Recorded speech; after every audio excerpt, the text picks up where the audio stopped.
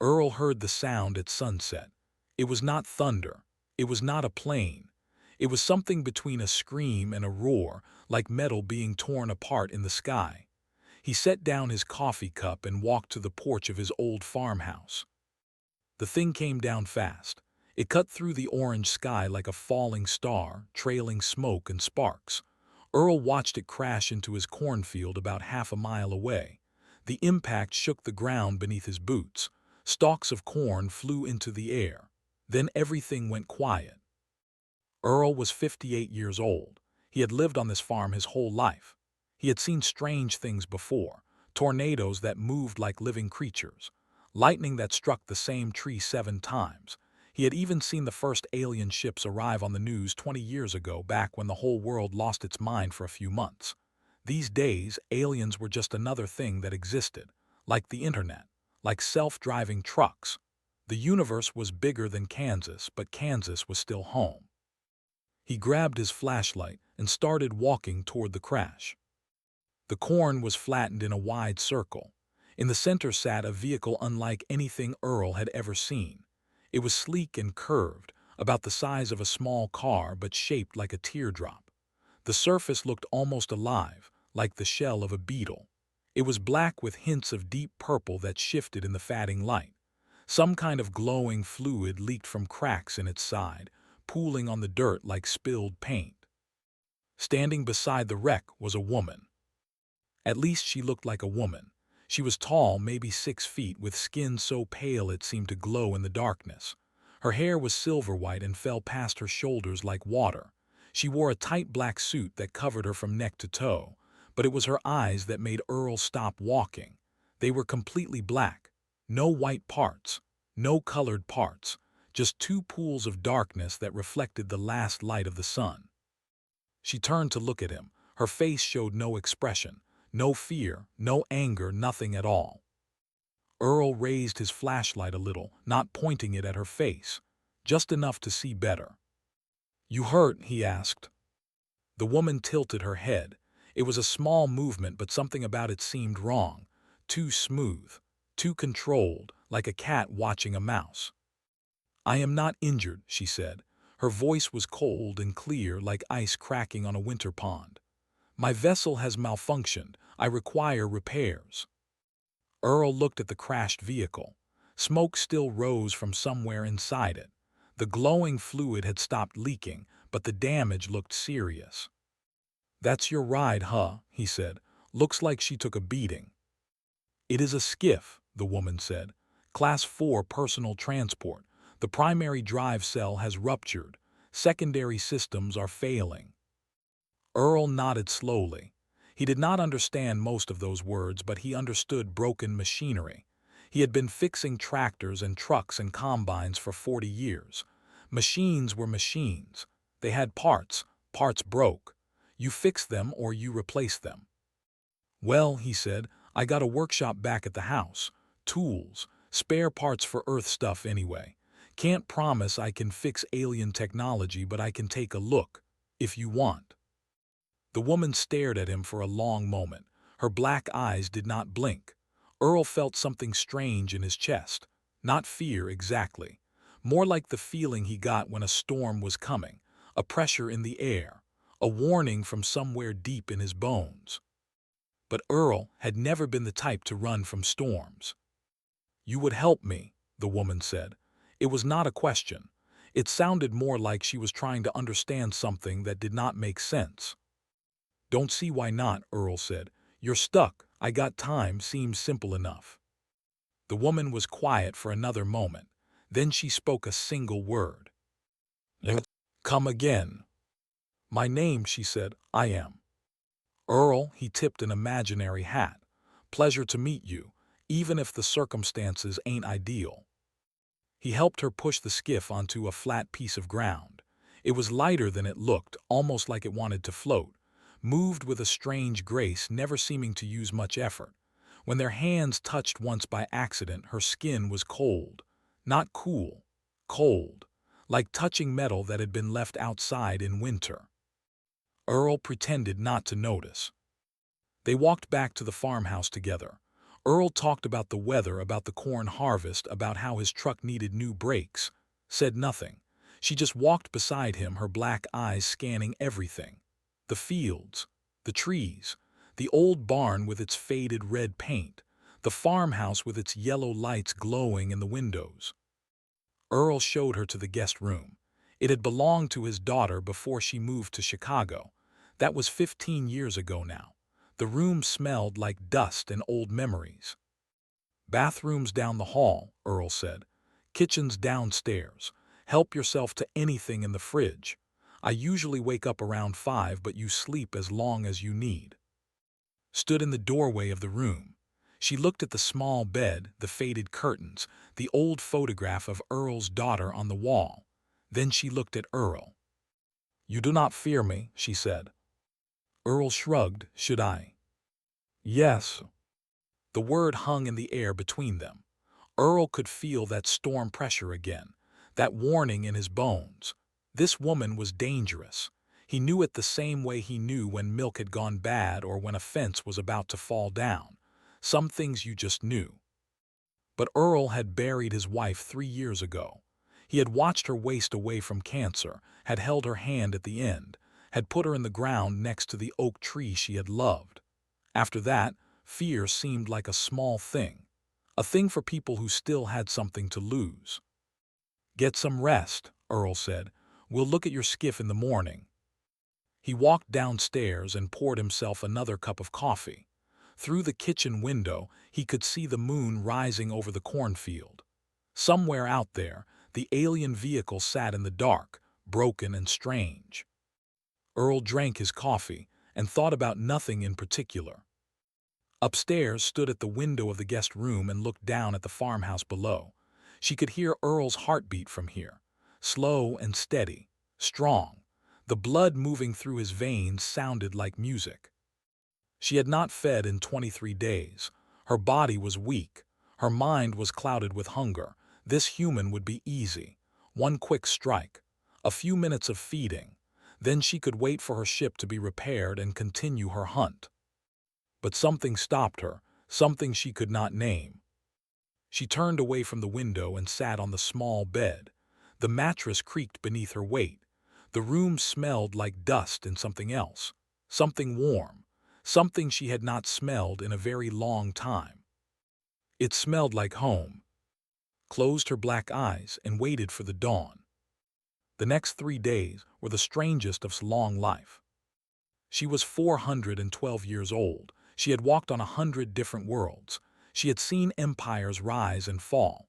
She had killed more creatures than she could remember and drunk their blood while their hearts still beat. She was one of the most feared species in the galaxy. When other aliens saw her kind, they ran. They screamed. They begged for mercy. Earl offered her coffee. Black or with cream? He asked on that first morning, standing in his small kitchen with a pot in his hand. The sun was just coming up. Golden light filled the room. Earl wore old jeans and a flannel shirt with holes in the elbows. Did not drink coffee. She did not eat human food. Her body needed only one thing. Black, she said, because she did not know what else to say. The coffee was bitter and hot. It did nothing for her hunger, but she drank it anyway, sitting at Earl's kitchen table while he made eggs and toast and talked about his plans for the day. Figured we'd start with a visual inspection, he said, chewing his breakfast. See what's busted, what's salvageable. You got any manuals for that thing, repair guides, anything like that? The skiff's computer contains technical specifications, said, but the language will be unfamiliar to you. Earl shrugged. Show me the pictures, I can figure out the rest. They walked to the crash site after breakfast. The morning air was cool and smelled like dirt and growing things, kept her hood up to block the sun. Sunlight did not kill her kind, but it was uncomfortable, like a constant itch beneath the skin. Earl spent 3 hours studying her skiff. He crawled under it. He climbed on top of it. He asked her to activate different systems while he watched and listened. He found the ruptured drive cell and examined it with a flashlight, making small sounds of interest. Pressure system, he said finally, wiping his hands on a rag. Not that different from hydraulics, really. Fluid moves creates force, force moves parts, just fancier. The technology is centuries beyond your civilization, said. Sure, Earl agreed, but a pump is a pump, an engine is an engine, physics is physics. He scratched his chin. Main problem is that cracked cell. We gotta seal it somehow, then refill it with whatever that glowing stuff is. The fluid is synthesized from rare minerals, said. It cannot be replicated on this planet. Then we work with what leaked out. Collect it, filter it, put it back in. Earl pointed at the puddle of glowing liquid that had dried on the ground. Most of it soaked into the dirt, but some of it pooled in the low spots. Might be enough. Stared at him. You believe you can repair a Class 4 skiff with farm equipment and leaked fluid? I believe I can try, Earl said. You got a better option. She did not. Over the next 2 days, watched Earl work. He moved slowly but with purpose. Every action had a reason. He never rushed. He never complained. When something did not work, he stepped back, thought about it, and tried something different. He talked while he worked, about his childhood on this farm, about his father who had built the barn with his own hands, about his mother who had died when Earl was young, about his wife who had loved gardening and bad television shows and dancing in the kitchen when she thought no one was watching. Cancer took her, Earl said one afternoon, his head deep inside the skiff's engine compartment. 3 years ago this October. Fought it hard for 2 years, but sometimes fighting ain't enough. I am sorry, said. The words felt strange in her mouth, did not apologize, they did not express sympathy. Such emotions were weakness. Appreciate that, Earl said. She was a good woman, best I ever knew. Found herself asking questions about the farm, about human customs and beliefs. Earl answered everything with the same patient honesty. He did not seem to find her questions strange. He did not seem to find her strange. This confused her more than anything else. Why do you stay here? She asked one evening. They sat on the porch watching the sun go down. Earl drank beer, drank nothing, though she could smell the blood moving through his body. Her hunger was a constant ache now, a fire in her throat that never went out.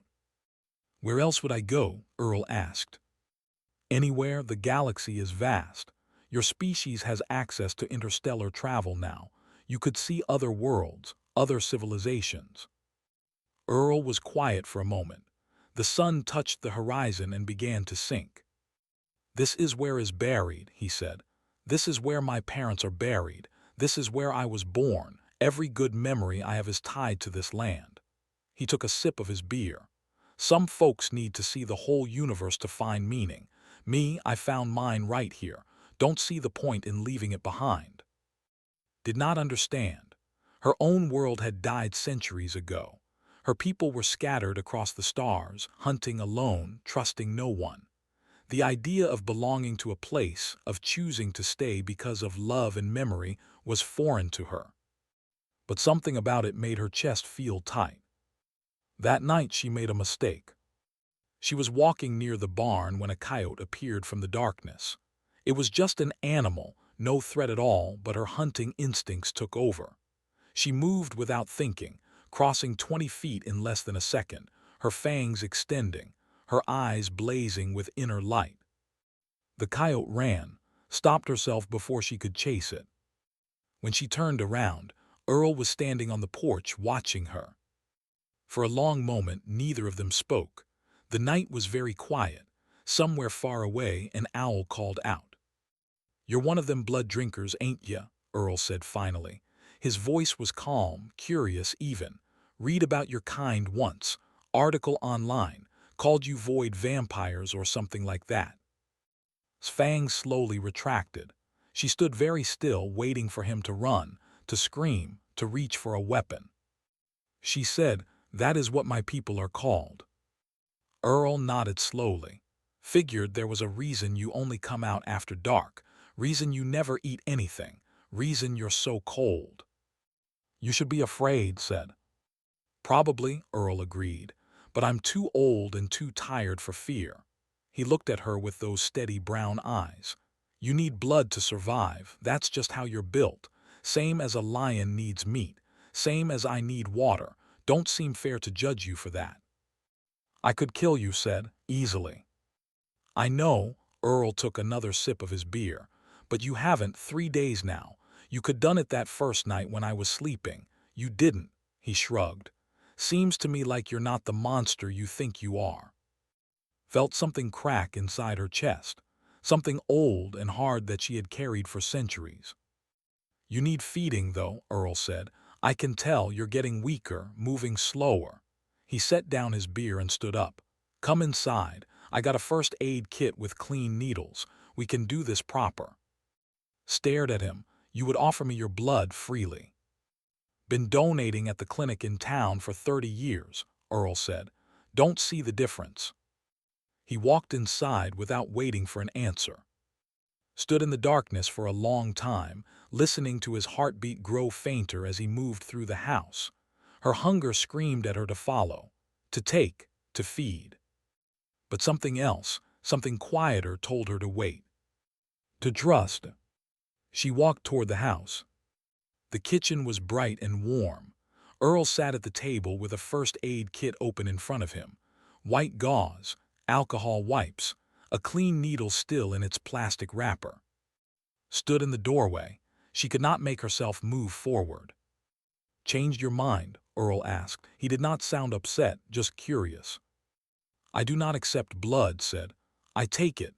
That is the way of my kind. Predator and prey. The strong feed on the weak. It is the natural order." Earl considered this.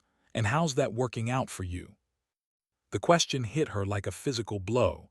She thought of her long centuries of hunting, the loneliness, the emptiness, the faces of countless victims blurring together until they meant nothing at all.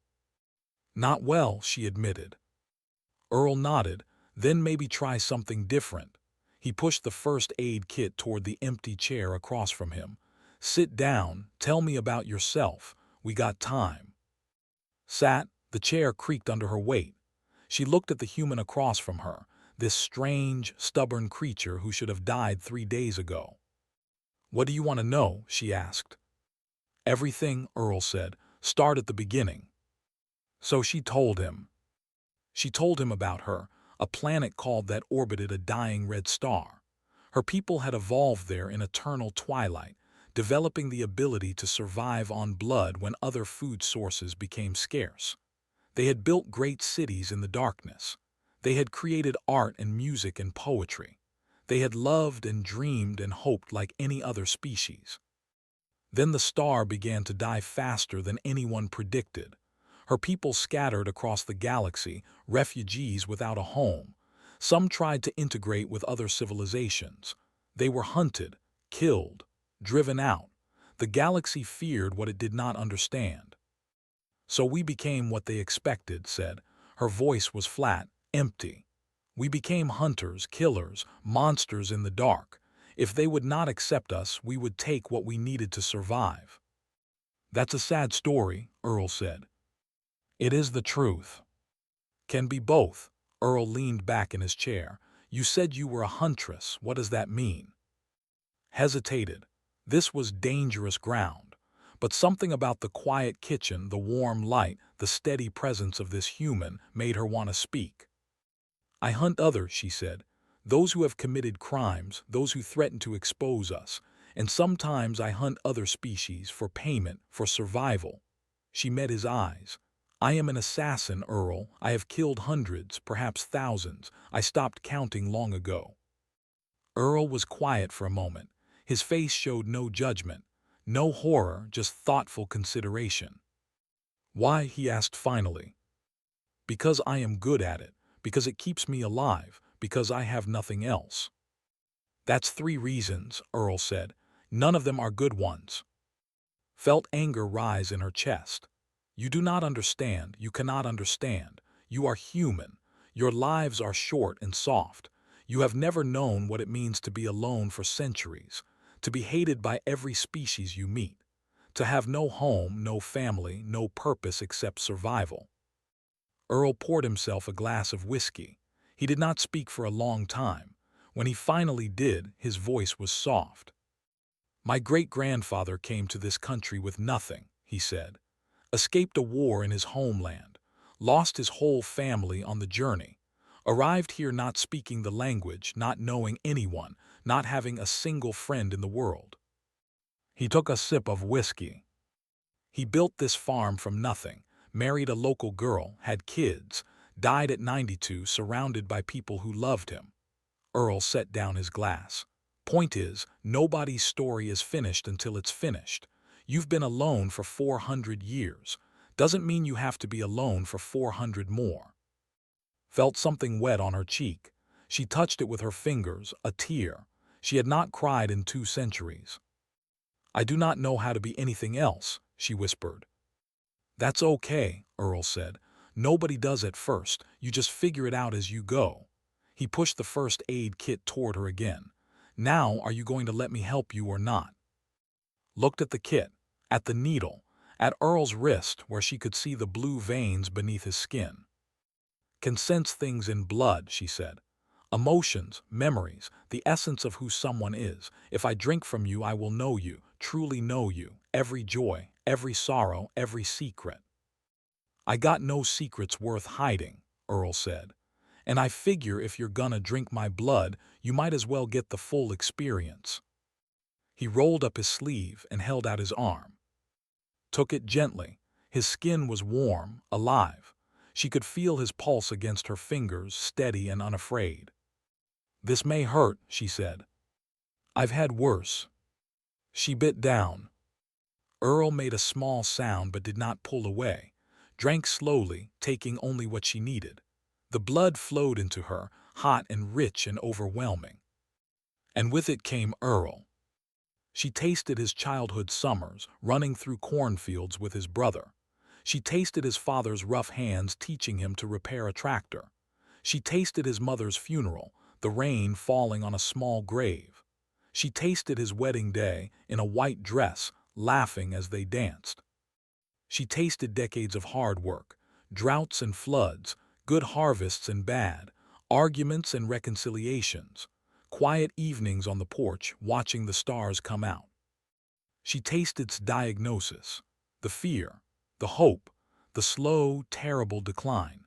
She tasted Earl holding his wife's hand in a hospital bed, telling her stories about their life together as she slipped away. She tasted grief so deep it had no bottom, and beneath it somehow a stubborn, burning joy, a gratitude for every moment, a love that death could not end. Pulled back, she was crying openly now, tears streaming down her pale face. Earl looked pale himself, but he was smiling. "Hell of a thing," he said quietly, "feeling someone else feel your life." "How do you bear it?" asked. Her voice was shaking. "The loss, the pain, how do you keep going?" Earl thought about it for a moment. "Because the pain means it was real," he said. "Means I loved someone worth loving, means I had something worth losing." He reached out and touched her hand. His skin was still warm, even with the blood loss. "The universe is cold, but it doesn't have to be. We can make warmth. We can make light. We just have to choose to." Looked at this human, this impossible creature who had given her his blood and his memories and his truth without asking for anything in return. "I do not deserve this kindness," she said. "Maybe not," Earl agreed. "But you're getting it anyway. That's how kindness works." He stood up, a little unsteady, and wrapped his arm with gauze. "Now," he said, "I'm gonna go lie down for a bit. Feel a little light-headed. You should get some rest too." He walked out of the kitchen, leaving alone with the taste of his life still warm on her tongue. She sat there until dawn, thinking about choices. About warmth. About light. On the fourth day, death came to the farm. Sensed them before she saw them. 3 heartbeats at the edge of the property. 2 were slow and dull, the heartbeats of creatures whose minds had been taken. Thralls. Slaves. The 3rd heartbeat was fast and strong, pumping blood that was older than most civilizations. She knew that heartbeat. She had been hunting it for 200 years. had found her. She was in the workshop when she felt them arrive, helping Earl with the final repairs to her skiff. They had collected enough of the leaked fluid to refill the drive cell. Earl had sealed the crack with a mixture of welding and something he called farmer's intuition. Against all logic, it seemed to be working. "Something wrong?" Earl asked, looking up from his work. "Stay here," said. "Do not come outside, do not make any sound." "What's going on?" But she was already moving, flowing through the barn door like smoke, her fangs extending and her claws emerging from her fingertips. Stood in the middle of the cornfield, exactly where her skiff had crashed 4 days ago. He was tall and thin, with skin the color of old bone and eyes that glowed faint red in the darkness. He wore a black coat that moved like liquid around his body. Behind him stood 2 creatures that had once been aliens of some kind. Now they were just empty shells, their minds burned away by his power. "Little," said. His voice was smooth and cold like silk wrapped around a blade. "I have been looking for you for so long, and here I find you playing house with livestock." Stopped 20 feet away from him. Her body was tense, ready to strike. "You sabotaged my ship." "Of course. You have been hunting me for 2 centuries. Did you think I would not notice? Did you think I would simply wait for you to find me?" He smiled, showing fangs that were longer and sharper than hers. "I decided to end this game, to make you come to me, or rather to come to you." "This is not about the hunt anymore," said. "No," tilted his head. "Then what is it about?" "You killed my bloodline, my family, 200 years ago on station. You slaughtered them for their territory, for their feeding rights. Children, you killed children." Smile did not waver. "They were in my way as you are now." He gestured at the farmhouse behind her. "But first I think I will have some fun. The human in there smells interesting, old but strong. I wonder what his blood tastes like." Something cold and sharp crystallized in his chest. Not fear, not anger, something older and more dangerous. "You will not touch him." Laughed. It was an ugly sound like bones breaking. "Look at you, the great huntress protecting a piece of meat, how far you have fallen." He snapped his fingers. "Kill her." The thralls moved forward. They were fast, faster than any normal creature, their bodies driven by will. Met the first one head-on, her claws tearing through its chest. The second grabbed her from behind, its arms wrapping around her throat. She twisted free, but the momentary distraction was enough. Appeared beside her, his fist crashing into her face with the force of a falling building. She flew backward, smashing through the wooden fence around the cornfield.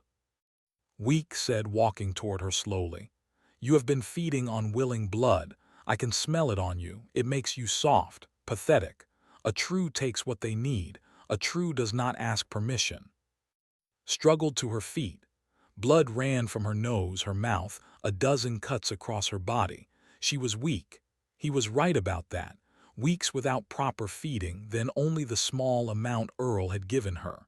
She was not strong enough to face directly. But she did not have to be.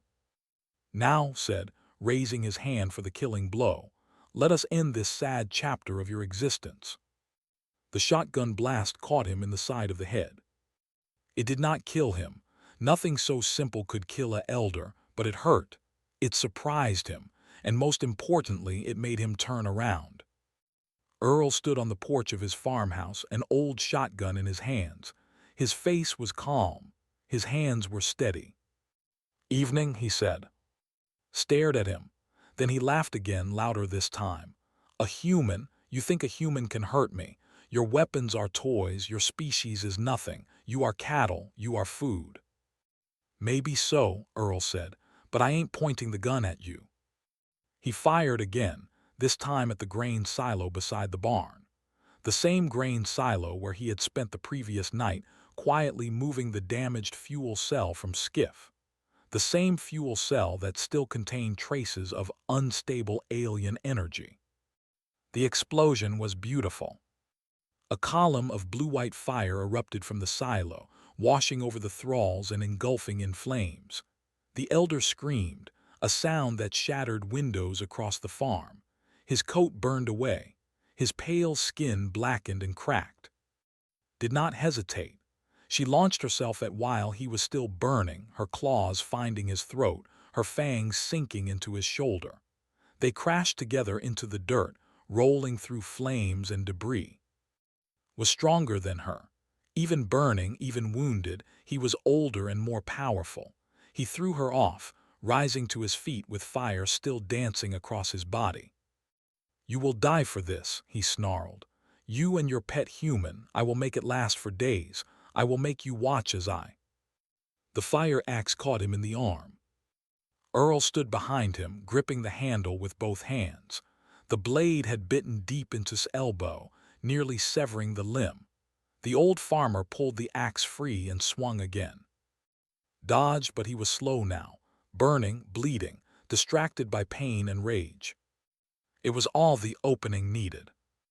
She moved faster than she had ever moved before, faster than she knew she could move.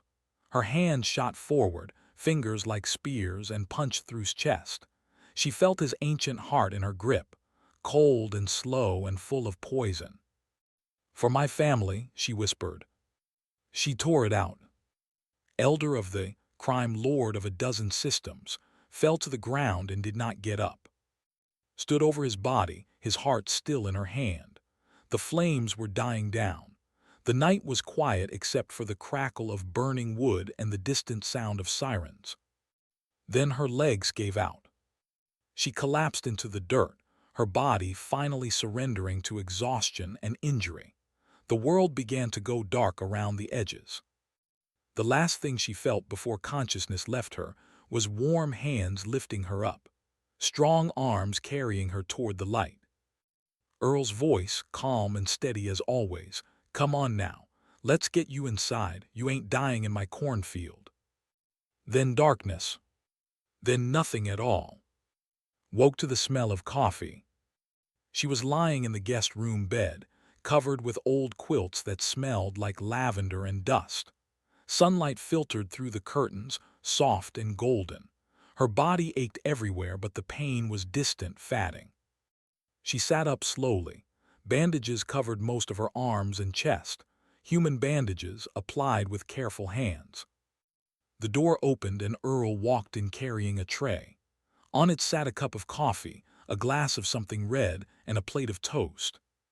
"Wasn't sure if you could eat regular food," he said, setting the tray on the bedside table. "But I figured the blood might help." Looked at the glass. "Is that—" "Cow's blood. Got it from the Hendersons down the road. Told them I was making blood sausage." He sat down in the old chair by the window. "Figured you probably don't want to drink from me again so soon." Picked up the glass and drank. The cow's blood was thick and bland compared to Earl's, but it was nourishment. She felt strength returning to her limbs. "How long was I unconscious?" she asked. 6 days, Earl said. "Had me worried for a while there. Your wounds were bad. Kept cleaning them, changing the bandages, hopping your body knew how to heal itself." "Heal quickly," said, "but we need blood to do it." The cow's blood helped. Earl nodded. "Good to know for next time." There was silence between them. The morning light grew brighter. Somewhere outside, birds were singing. "I need to tell you something," said finally. "I'm listening." Was not alone. He controlled territory across 12 star systems, criminal enterprises, slave trades, blood farms. She set down the empty glass. "When word spreads that he is dead, others will come to claim his territory, to find out who killed him. This planet will be in danger." Earl thought about this for a moment. What kind of danger are we talking about? Other crime lords, perhaps even galactic enforcement, asking questions about how an elder died on a backwater world. She met his eyes. "I have brought trouble to your home, Earl. I am sorry." Earl was quiet for a long time. Then he stood up and walked to the window, looking out at his farm. The cornfield was a mess of burned stalks and debris. The grain silo was gone, just a blackened crater where it had stood. The barn had lost half its roof. You know, he said slowly, when got sick, doctors told us there was nothing we could do, told us to go home and make her comfortable, said fighting was pointless. He turned to look at. We fought anyway for 2 years, every day, not because we thought we'd win, but because giving up felt wrong, because some things are worth fighting for even if you lose. You are not afraid, said. It was not a question. I'm terrified, Earl admitted, but fear and doing what's right aren't the same thing. He sat back down in his chair. You did a good thing killing that monster. Whatever comes next, we'll deal with it. We repeated. Earl shrugged. You got somewhere else to be. Did not answer. She could not find the words. 1 week later, her skiff was ready to fly. Earl had worked on it every day, adjusting and calibrating until the machine hummed with quiet power. He stood beside it now in the late afternoon light, wiping his hands on a rag. She's good to go, he said. Maybe not factory perfect, but she'll fly. Walked around the skiff, running her hands over its smooth surface. The repairs were rough but solid. Human engineering mixed with alien technology. It should not have worked, but somehow it did. Thank you, she said. Just fixing a machine, nothing special. Not for the repairs. She turned to face him, for everything. Earl nodded slowly. So what now, you heading back out there, got more hunting to do? Thought about the question. A week ago the answer would have been easy. She was a huntress. Hunting was all she knew, all she had. But something had changed. Something fundamental had shifted inside her, and she was not sure she could go back to what she was before. I do not know, she admitted. For the first time in 4 centuries, I do not know what comes next. Earl reached into his pocket and pulled out something wrapped in cloth. He handed it to her. Inside was a small silver locket on a delicate chain. Opened it. Inside was a tiny photograph of a woman with kind eyes and a warm smile. That was, Earl said. She wore it every day of our marriage. Told me once it reminded her to stay hopeful, even when things got dark. I cannot take this, said. You can and you will. Earl's voice was firm but gentle. She would have liked you, I think. Beneath all the sharp edges and scary teeth, she always did have a soft spot for strays. Closed her hand around the locket. The metal was warm from Earl's pocket. It felt heavier than it should have, weighted with decades of love and memory. You humans are the strangest species I have ever encountered, she said. You are fragile. Your lives are brief. You have no natural weapons, no armor, no defenses. Every other species in the galaxy would see you as prey. But, Earl asked, but you keep surviving, you keep caring, you keep choosing kindness when cruelty would be easier. She shook her head slowly. I have lived for 400 years and I have never met anyone like you, never met anyone like your species. Earl smiled. Stubbornness runs in the blood, I guess, too dumb to know when we're beaten. Put the locket around her neck. It hung over her heart, cool against her skin. I will send word through my contacts, she said. This world is under my protection now. Any predator, any empire that threatens Earth will answer to me. Appreciate that, Earl said, though I'm not sure what one vampire can do against an empire. More than you might think. Climbed into her skiff. The engine hummed to life beneath her. Goodbye, Earl. Thank you for your blood, your kindness, your impossible, stubborn humanity. Take care of yourself, Earl said. And you're always welcome here. Don't be a stranger. The skiff rose into the air, hovering for a moment above the ruined cornfield. Then it shot upward, climbing into the darkening sky, becoming a silver dot and then nothing at all. Earl watched until she was gone. Then he walked back to his house, poured himself a cup of coffee, and sat on the porch to watch the stars come out. The years passed. Other received quiet warnings through secret channels. Earth was protected. The humans were not to be touched. Most laughed at first. But then they heard the stories. The huntress who had killed, the vampire who had changed. and one by one they decided that perhaps the little blue world was not worth the trouble. Earl kept farming. He rebuilt his barn. He planted new corn. He grew older and slower, but he never left the land he loved. And one autumn evening, 5 years after she had left, he was sitting on his porch at sunset when a familiar silver shape descended from the sky. The skiff landed in the cornfield, in almost exactly the same spot it had crashed all those years ago. The door opened and stepped out. She looked the same, of course, 400 years old and forever young, but something in her eyes had changed, something softer, something warmer. She was carrying bags, lots of bags. "I brought you things," she said, walking toward the porch.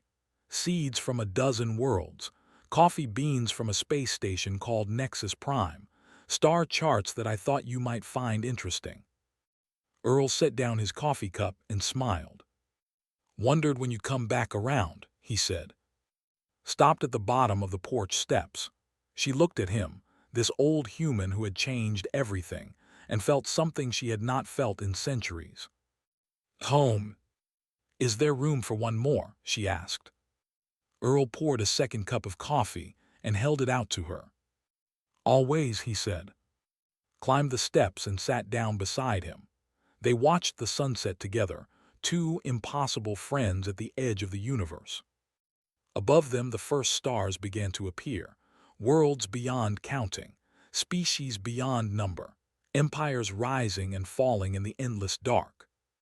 But here, on this small farm in Kansas, there was warmth, there was light, there was coffee growing cold on a wooden railing and an old man's laughter mixing with a vampire's quiet smile. There was home, and that in the end was enough.